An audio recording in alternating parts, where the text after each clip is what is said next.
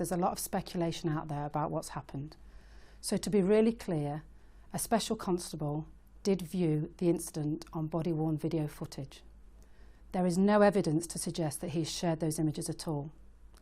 This falls far below the standards that I expect within this organisation, and as such he appeared before me at an accelerated misconduct hearing where I made the decision to dismiss him from the force. One of the families have described this as abhorrent voyeurism. How shocked were you by those actions?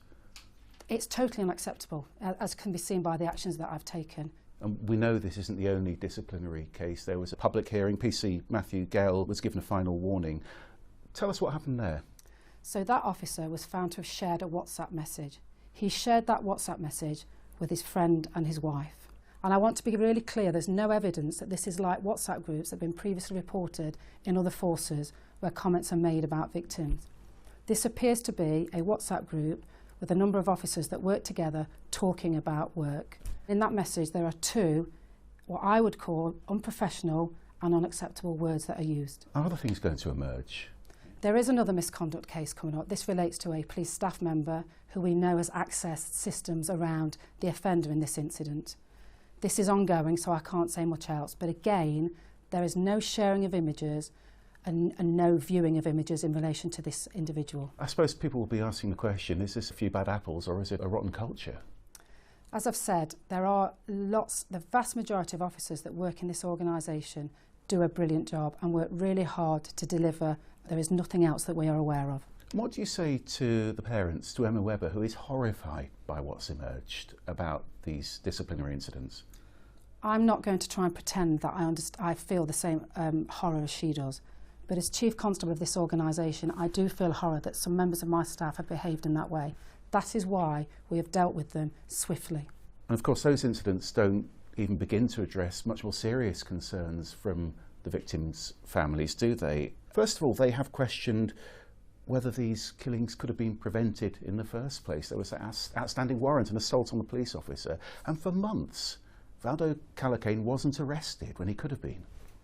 Again, I can totally appreciate how desperate the family are to get these answers. That's why we've got the independent review, and that is where the answers will come from. It would be inappropriate for me to comment on those. The other thing the families have been very critical of is that toxicology evidence wasn't taken, which they believe could have led to a murder conviction, which didn't happen. Yeah, I am aware of the family concerns that they've raised in relation to that, and obviously the family raised a number of concerns in the media after the trial. All of those have been relayed to the independent body that is looking at our response. We are cooperating with that, and I welcome that independent oversight. What's the key message you'd like to give to those families now? I think the key message that for me to give them now is that the offer is still open. If they want to come and meet me, I would like that opportunity to speak with them. However, we have got the ongoing reviews.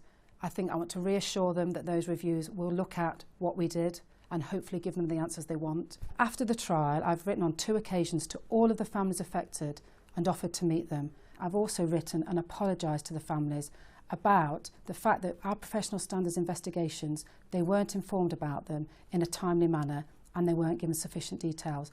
That shouldn't have happened. They will say, you're the Chief Constable, this happened on your watch, the buck stops with you.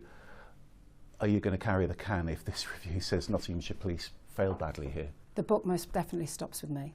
And it's important now, more than ever, that I lead this organisation forward. What do you most regret about what's happened?